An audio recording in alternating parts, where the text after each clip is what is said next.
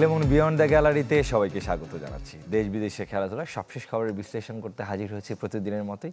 আজকে আপনাদের সাথে আছি রিদওয়ান শেব। দর্শক নিশ্চয়ই জানেন যে চ্যাম্পিয়ন্স ট্রফির শেষ চার চূড়ান্ত হয়েছে, শেষ চারের লাইন আপ। আমরা আগামীকাল লক্ষ্য করব যে প্রথম সেমিফাইনালে মুখোমুখি হবে ভারত এবং অস্ট্রেলিয়া। এছাড়াও দ্বিতীয় সেমিফাইনাল যেটি পাকিস্তানে হবে, দক্ষিণ আফ্রিকার সাথে নিউজিল্যান্ড লড়বে সেই ম্যাচে। আমরা সেমিফাইনালের লড়াই নিয়ে আলোচনা করব দেশের ক্রিকেট নিয়ে। আমাদের সাথে সেই আলোচনায় আছেন অনূর্ধ্ব-19 দলের সাবেক অধিনায়ক এবং এশিয়ান গেমসের স্বর্ণজয়ী cricketer Asif Ahmed Ratul. Thank you ভাই। রাতুল, আপনাকে স্বাগত আমাদের এই আয়োজনে। দর্শক, এবার মূল আলোচনায় ফিরব। রাতুল, 249 রান করেছিল ভারত। আমি গতকালকের ম্যাচে নিয়ে একটু কথা বলি। খুব বড় স্কোর নয়, এবার এখনো পর্যন্ত চ্যাম্পিয়ন্স ট্রফিতে আমরা 350 রানও চেস করতে দেখেছি। সেই জায়গাটা থেকে সেটা ডিফেন্ডও করতে পেরেছে ভারত। এবং আপনার কাছে কি মনে হয় এর পেছনে অন্যতম কারণ এটাই কিনা যে তারা এই মাঠ নিয়ে, যেহেতু একটা মাঠই তারা খেলছে, ভারতের কথা বলছি, দারুণভাবে কন্ডিশনের সাথে তারা মানিয়ে নিয়েছে এবং পাশাপাশি এই উইকেট তো তাদের একেবারে রিড করা। এটা বিশ্লেষণ করতে হলে 3-4টা পয়েন্ট আছে। প্রথমত কথাটা হচ্ছে উইকেট। দুবাইয়ের উইকেট আর পাকিস্তানের উইকেটটা অনেক ডিফারেন্ট। দুবাইয়ের উইকেটটা অনেক স্লো, পাকিস্তানের উইকেট মোর ব্যাটিং প্যারাডাইস। তো আমার কাছে মনে হচ্ছে days are going, wicket R becoming more slow. তো আমি বলবো যে গতকালকে সবচেয়ে ম্যাসিভ ভুল করেছে নিউজিল্যান্ড টসে জিতে ফিল্ডিংটা করে। আমি অবাক হয়েছিলাম যে উইকেট ইন্ডিয়া ফ্যান্টাস্টিক ডিসিশন, ওর একটা স্পিনার বাড়াইছে, আপনি মনে হয় দেখেছেন। তো যে স্পিনারটা বাড়ানো হয়েছে সে কিন্তু ম্যাচ টার্নিং পয়েন্ট করেছে। আর 249-এর কথাটা যেটা বলতেছেন, যখনই আপনারা দেখবেন কিছু কিছু উইকেট একটা টিম ভালো করে কখন, যখন একটা টিমের ব্যাটসম্যানরা যখন নামে উইকেটের আচরণ দেখে তৎনগর যখন প্ল্যানে আসে যে আমার এই স্কোরটা করলে we can defend on our bowling attack. তো ভারতের যে বোলিং অ্যাটাক ছিল 250 was enough for them. They knows from the মানে যে অবস্থায় গিয়েছিল 30 রানে 3 উইকেট যাওয়ার পরে মাসে সুরেশ আয়ার ব্রিলিয়ান্ট নক। আপনি দেখবেন যে উইকেটটা এরকম একটা লম্বা line up, batting line up ভারতের, আপনি একেবারে 8-9 নম্বর পর্যন্ত ভারতের ব্যাট করার সামর্থ্য রাখেন। সেই জায়গাটা থেকে মানে আপনার কাছে কি মনে হয় যে কিছুটা কমই হয়েছিল? কম হয়েছে, বাট এখানে আপনার একটা জিনিস আপনি দেখবেন যে ওদের ব্যাটিং ডেপটা কত বড়, যে 3টা উইকেট 30 যাওয়ার পরেও এই উইকেট 250 মনে হচ্ছে যে কম স্কোর, বাট যে টার্নিং উইকেট, স্লো উইকেট আর কোয়ালিটি বোলিং অ্যাটাক হিসাবে 250 করা ওদের ব্যাটিং কোয়ালিটি দেখায় যে ওদের ব্যাটিং কোয়ালিটিটা কীরকম। আর আমি বলবো আপনি উইকেটের বিহেভটা দেখবেন যে জেমিসন এত হাইট বলার, ওর বলে দেখবেন যে আপনি পুল করতেছে সব সামনের থেকে যে এবং ম্যাট ফ্রেন্ডলি বোলিং করতেছে ডাউন দ্য উইকেট যাচ্ছে। It's means ball is not coming to the bat. তো ইটস টাফ টু ব্যাট মানে with the straight down the ground shots খেলা, ওভার দ্য টপ খেলা, it's very tough on this soil. আমি বলবো যে আরও সময় যত যাবে ভারতের জন্য এটা প্রেফার, কারণ ভারত নিয়ে আসছে, টিমটাই নিয়ে আসছে, ওরা টুর্নামেন্টের আগে অ্যানালাইজ করেছে রাইট দল ছিল। এবং ভারত টিমের সবচেয়ে সারপ্রাইজিং প্যাকেজ হচ্ছে অক্ষর পটেল, যে ওদেরকে আমি বলবো এর আগের ম্যাচেও ও একটা ম্যাচে ভালো ব্যাটিং করেছে, বোলিং করতেছে, ব্যাটিং করতেছে, ফিল্ডিং করতেছে, প্রপার ইউটিলিটি একটা ক্রিকেটার। এখানে আমরা বলতে পারি যে সাকিব ভাই যে রোল করতো ও সেই রোলটা করতেছে, একদম কপি পেস্ট করতে, একেবারে টপ মিডল অর্ডার আমরা লক্ষ্য করছি। ভারতের এই সুযোগ, মানে অনেক সমালোচনা আমরা বিভিন্ন যারা জাতীয় দলের সাবেক ক্রিকেটার যারা রয়েছেন বিভিন্ন দেশের, তারা আসলে সমালোচনা মুখর ভারতের দলটা নিয়ে। যেহেতু অন্যান্য দলের তুলনায় আপনি লক্ষ্য করে থাকবেন যে ভারতের জন্য সেমিফাইনালে ভারতের বিপক্ষে কোন দলটা খেলবে কালকের আগ পর্যন্ত সেটা ফাইনালিস্ট কিন্তু ছিল না। অস্ট্রেলিয়াও খেলতে পারতো কিংবা দক্ষিণ আফ্রিকা, দুই দলকেই উড়িয়ে নেওয়া হয়েছিল দুবাইতে। এবং তাদের এক ধরনের জার্নির ধকল রয়েছে, তারা ঠিকমতো প্রপারলি তারা অনুশীলন করতে পারছে না, তাদের জার্নিটা বেশি করতে হচ্ছে। সেখানে ভারত একটা জায়গায় তারা থিত অবস্থায় আছে এবং তারা একটা মাঠেই খেলছে। কিছুটা অ্যাডভান্টেজ, বাড়তি সুযোগ সুবিধা ভারত পাচ্ছে বলে আপনার মনে হয়?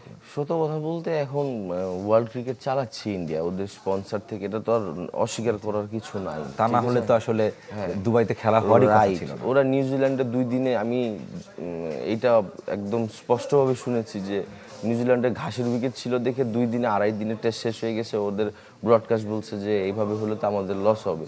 তো এরপর টেস্ট ফ্ল্যাট ট্র্যাক বানাইছে। তো দিস ইজ উইকেন্ড আমরা দেখতে পারি যে ওদের পাওয়ারটা কতটুকু, মানে মোর দ্যান ক্রিকেট আসলে ইয়েস ক্রিকেট থেকেও বেশি এখন কিছু। অনেক পাওয়ার।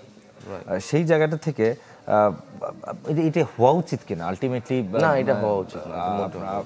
আমরা জেন্টলম্যানস গেম হিসেবে ক্রিকেটটাকে দেখি এবং পাশাপাশি খেলাটা তো খেলার মধ্যেই থাকা উচিত বলে আমার মনে হয়। এটা সত্য কথা বলতে ভারতের ব্যাপারে সবারই কমপ্লেন, আপনার আমার সবার, শুধু যে আমাদের দুজনের বা বাংলাদেশের মানুষের বিষয়টা এরকম না। এখন ওয়ার্ল্ড ক্রিকেটের সবার, যেমন একটা টুর্নামেন্ট আইসিসি ইভেন্ট একটা জায়গায় ঠিক করা হয়েছে, একটা টিমের জন্য পুরাপুরি সব কিছু রিশাফেল করা, ইটস নট লুকস গুড। আর পাকিস্তানে সবাই গেছে, সবাই খেলতেছে, দে ফিল সেফ। তো এখানে এরকম একটা টিমের জন্য এরকম চেঞ্জ করা, ইটস নট লুকস গুড। 4 দলের কথা যদি বলি, নিশ্চয়ই যোগ্য দল হিসেবেই 4 দল উঠেছে সেমিফাইনালে। আপনি কালকে অস্ট্রেলিয়া ভারতের খেলা রয়েছে এবং অস্ট্রেলিয়ায় ম্যাথিউ শর্টকেও আমরা দেখলাম যে তিনিও আসলে ছিটকে গেছেন স্কোয়াড থেকে, কনলি নামে আরেকজন ক্রিকেটারের, এবং অর্থাৎ 6 জন ক্রিকেটার, মানে একাদশের 6 ক্রিকেটারকে ছাড়া অস্ট্রেলিয়া খেলছে। যেভাবে অস্ট্রেলিয়া খেলছে, আপনি কিছুটা সারপ্রাইজ কিনা যে একেবারে মূল একাদশের 6 জন ক্রিকেটার ছাড়াই খেলতে হবে নেক্সট ম্যাচটা? না, আমি মোটেও সারপ্রাইজ না। আমি এর আগেও কথা বলেছি, আমি সবসময় বলছি অজিজ আর ডিফারেন্ট, ওদের মেন্টালিটি অনেক ডিফারেন্ট, ওরা দে আর ভেরি টাফ। এবং টুর্নামেন্টের আগে স্টিভেন স্মিথ ক্লিয়ারলি বলেছে যে it's opportunity for the newcomers, like স্টার্কের জায়গায় স্পেন্সার বোলিং করতেছে, অ্যালিস খেলতেছে, এর মানে যাদের জায়গায় যারা খেলতেছে এটা সুযোগ, এটা ওদের ব্রড মেন্টালিটি, এবং ওরা সুযোগ গ্র্যাব করা জানে যে কীভাবে সুযোগ গ্র্যাব করতে হয়। আপনি চিন্তা করতে পারবেন যে ওরা যতগুলি ম্যাচ হচ্ছে সব ডমিনেট করে খেলতেছে। তো অজিজ আর ডিফারেন্ট, বাট ইন্ডিয়া হচ্ছে মানে দুবাইয়ের উইকেটে ইন্ডিয়ার জন্য অনেক ভালো ওদের বোলিংয়েরটা একটা, বাট অজিকে কোনোভাবেই ছোট করে দেখা যাবে না। এই ম্যাচটাতে আপনি কোন দলটাকে এগিয়ে রাখবেন? আমি আন্ডারডগকে সবসময় পছন্দ করি, আমি অস্ট্রেলিয়াকেই সাপোর্ট করবো। এমন না আমার ইন্ডিয়া পছন্দ না, I love India as a cricket team, as a মানে আমার বিরাট কোহলি বলেন, রোহিত শর্মা বলেন, বাট আমি আন্ডারডগকে সাপোর্ট করতে পছন্দ করি। আরও একটা ম্যাচ রয়েছে তারপর দিন, সাউথ আফ্রিকা এবং নিউজিল্যান্ড। সেখানটাতে আপনি আন্ডারডগ কোন দলটাকে বলবেন? এটা 50-50 গেম, কাউকে আন্ডারডগ না, বরঞ্চ আমি এখন যে অবস্থা আছে সবাই সাউথ আফ্রিকার কথা বলবে, বাট টিম হিসাবে New Zealand team way better balance team. সেক্ষেত্রে ফাইনালে আপনি কোন দুইটা দলকে দেখছেন?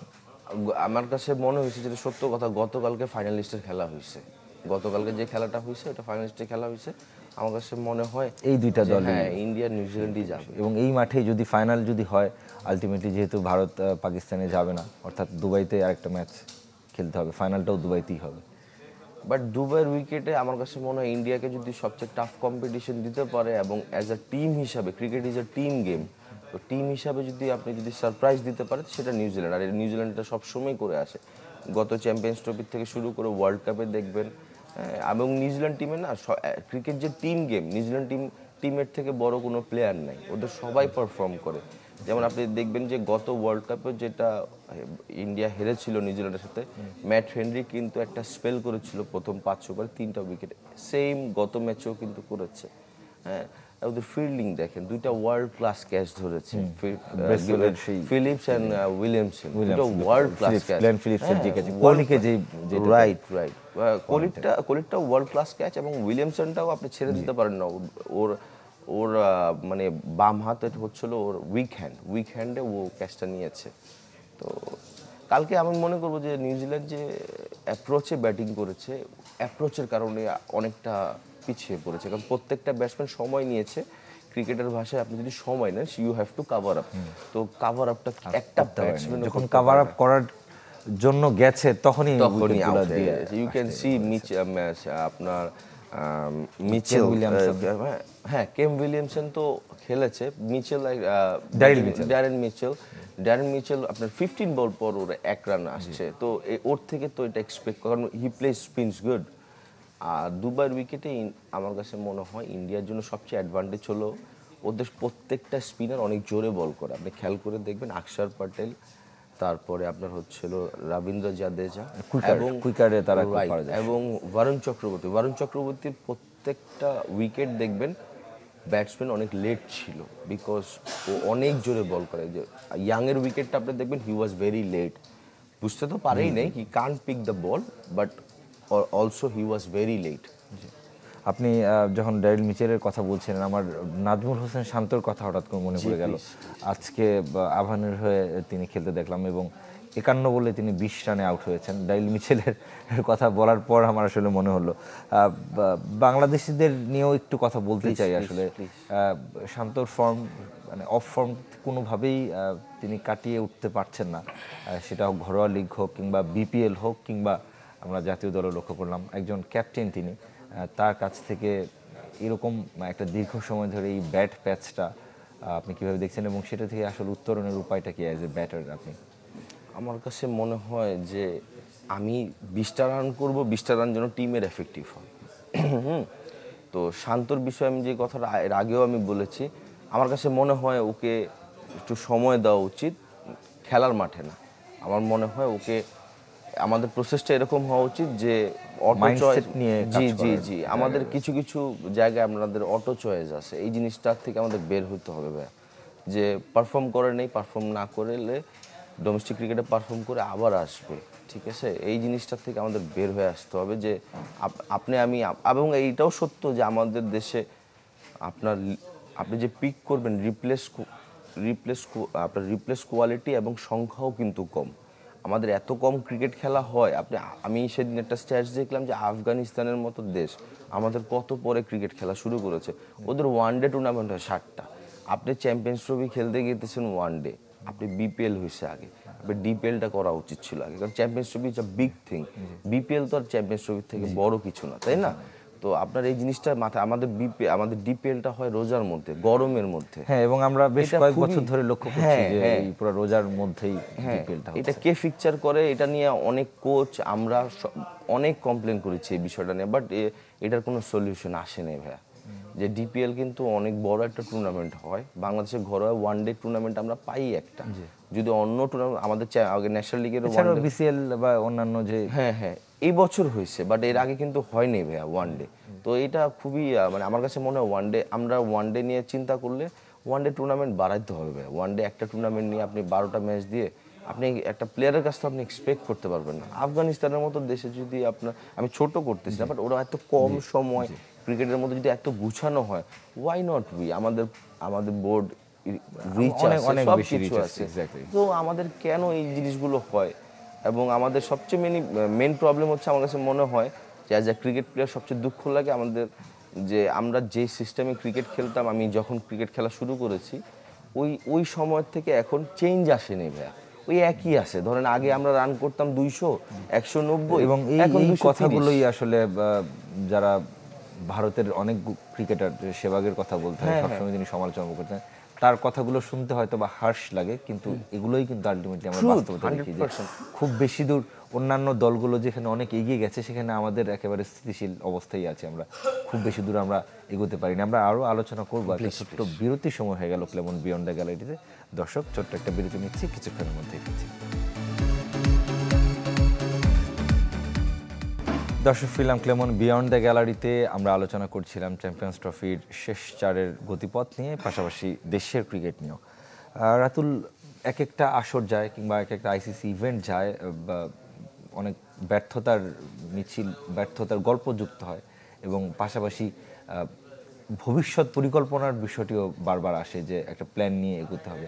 আলটিমেটলি সেই প্ল্যানের আমরা কোনো বাস্তবায়নও দেখি না কিংবা সেই প্ল্যানটার এক্সিকিউশন আমরা সেরকমভাবে লক্ষ্য করি না বিসিবি থেকে। আমরা দেখলাম যে ক্ষমতার পালাবদল, বিসিবির ডিরেক্টরশিপে অনেক একটা বড় ম্যাসিভ চেঞ্জ এসেছে, পরিচালক পরিবর্তন, প্রেসিডেন্ট পরিবর্তন হয়েছে, কিন্তু আলটিমেটলি সেই ধারটা, সে পরিবর্তনের যে হাওয়াটা মাঠের ক্রিকেটে আমরা লক্ষ্য করি না। এর পেছনে কারণটা কি ভাই? কিছু জিনিস, থ্যাংক ইউ আপনাকে এই প্রশ্নটা করার জন্য। কিছু কিছু জিনিস সিমিলার এখনও আছে, আপনিও জানেন আমিও জানি। কেন, কিভাবে যে চেঞ্জেস আসছে? আপনি দেখবেন যে আপনি আফগানিস্তানের বোর্ড প্রেসিডেন্টের নাম বলতে পারবেন? আপনি পারবেন না, আমিও পারবো না। ওদের দেশেরও যদি আপনি জিজ্ঞেস করেন 50% লোক বলতে পারবে না। আমাদের বাংলাদেশের বোর্ড প্রেসিডেন্টের মতো কোনো ক্রিকেট বোর্ডের, কোনো দেশের ক্রিকেট বোর্ড প্রেসিডেন্ট এত মিডিয়াতে আসে না। সিস্টেমের প্রবলেম আছে। পাপন ভাইয়ের সাথে, পাপন ভাইও সেম ছিল, আমি ফারুক ভাইয়ের কাছ থেকে এই জিনিসটা চাচ্ছিলাম, যে জিনিসটা চেঞ্জ হবে অ্যাজ এ ক্রিকেট প্লেয়ার হিসাবে। উনি সিস্টেম জানে, বাট উনাকেও আমি সেইম দেখছি, চেঞ্জ নাই কোনো। তো আমি তারপরে সিলেক্টিং প্যানেল যে জিনিসটা ছিল, পৃথিবীর কোনো জায়গায় নেই যে 17 বছর একটা সিলেক্টর, 10 বছর একটা সিলেক্টর থাকবে একটা জায়গায়, এরকম পৃথিবীর কোনো দেশে নেই, একমাত্র বাংলাদেশ বলে সম্ভব হয়েছে। যে আগে যে সিলেক্টরগুলো ছিল 10 বছর ছিল, এবং অনেক ভালো ভালো প্লেয়ার কিন্তু সুযোগ পায়নি। এটা বাংলাদেশে আপনি যদি হাতে গোনা উঠান, আপনার 10-12 জন প্লেয়ার এরকম পাবেন যে শুধুমাত্র লাইকিংস এন্ড ডিসলাইকিংসের জন্য 10টা প্লেয়ারের ক্যারিয়ার এইভাবে চলে গেছে, শুধুমাত্র ব্যক্তিগত কারণে। রাইট রাইট, ব্যক্তিগত লাইকিংসের কারণে। এমন না যে ধরেন মনে করলেন যে ডিফারেন্স অনেক, জাস্ট লাইকিংসের কারণে একটা প্লেয়ার সুযোগ পাচ্ছে বেশি, একটা প্লেয়ার সুযোগ পাচ্ছে না। এই জিনিসটা, এই কালচার থেকে বের হতে হবে। এই কালচারটা কি এখনো চলছে আপনার কাছে মনে হয় যে দেশের ক্রিকেটে? ভাইয়া আপনি বাংলাদেশের, আমি তো একটা ক্রিকেট প্লেয়ার, আপনি যদি নর্মাল মানুষের কাছেও যদি জিজ্ঞেস করেন, ওরাও বলবে যে একজন সুযোগ পাচ্ছে একজন সুযোগ পাচ্ছে না, সবার কমপ্লেন তো এক জায়গায়। আপনি কিন্তু অনেক আমরা এগুলো, এই ধরনের কমপ্লেন দেখি, কিংবা হয়তোবা বাস্তবতাও রয়েছে, তারপরও হয়তোবা ইচ্ছার কারণে হোক বা যেভাবেই হোক, একটা ক্রিকেটার যখন নাকি দলে ঢুকছে, মানে তিনি পারফর্ম করেই যখন ঢুকছেন, কিন্তু আলটিমেটলি তার পারফরমেন্সের সেই ধারাটা আমরা ন্যাশনাল পর্যায়ে বা আমরা ইন্টারন্যাশনাল সার্কিটে আমরা লক্ষ্য করি না। আমরা এনামুল হককে ফিরতে দেখেছি, নাইম শেখ তিনি ফিরেছেন, পারফর্ম করি, ঘরোয়া লিগে পারফর্ম করেই তারা কিন্তু ফিরেছেন, কিন্তু শেষ পর্যন্ত লক্ষ্য করেছি যে ইন্টারন্যাশনাল সার্কিটে তাদের সেই পারফরমেন্সটা তারা দেখাতে পারেননি। আলটিমেটলি ক্রিকেটারদের দায় আছে কিনা এখানে? আমার কাছে মনে হয় আপনি যে দুজন প্লেয়ারের কথা বললেন, আমার খুব ক্লোজ ছোট ভাই দুজনই, আমি বিশ্বাস করি আমি নাম বলতে অনিচ্ছুক, মানে আমি নাম বললে জিনিসটা খারাপ দেখা যাবে। আমার কাছে মনে হয় বিজয় যদি এরকম সুযোগ পায়, বিজয় আমার কাছে মনে হয় অনেক ভালো করবে দেশের জন্য। বিজয়কে আপনার সাথে আমি এই কথায় একটু দ্বিমত আছি যে বিজয়কে প্রপার সুযোগ দেওয়া হয়েছে কামব্যাক করার পরে। কারণ বিজয় এমন একটা প্লেয়ার, বিপিএল আমরা দেখেছি, লাস্ট বিপিএলও দেখেছি, ওকে সুযোগ দেওয়া আমার কাছে মনে হয় উচিত। কারণ ও এত পরিমাণ রান করেছে কন্টিনিউয়াস, ওকে অন্যদের যেভাবে সুযোগ দেওয়া হয় ওকে এইভাবে সুযোগ দিলে আমার কাছে মনে হয় ও স্টে করবে, এবং ওরা এখনো দেশে, মানে আমাদের বাংলাদেশকে দেওয়ার জন্য অনেক কিছু আছে। ইভেন নাইম শেখ। সময় আসলে শেষ হয়ে গেছে। আপনাকে ফাইনালিস্ট দুই দলের নাম জানতে চেয়েছিলাম, আপনার কাছে কি মনে হয় চ্যাম্পিয়ন এবার কারা হতে যাচ্ছে? ভারত বললে তো অবভিয়াস হয়ে যাবে, তাই না? অবভিয়াস, তাই না? নিউজিল্যান্ড বলি। নিউজিল্যান্ড। আচ্ছা, লেটস সি আসলে ইনশাআল্লাহ তারা ফাইনালে উঠতে পারে কিনা, তারপরেই না হয় আমরা লক্ষ্য করবো যে কোন দল চ্যাম্পিয়ন হলো। শেষ করতে হচ্ছে একলামন বিয়ান্ডা গ্যালারি। ভালো থাকবেন, সুস্থ থাকবেন সবাই।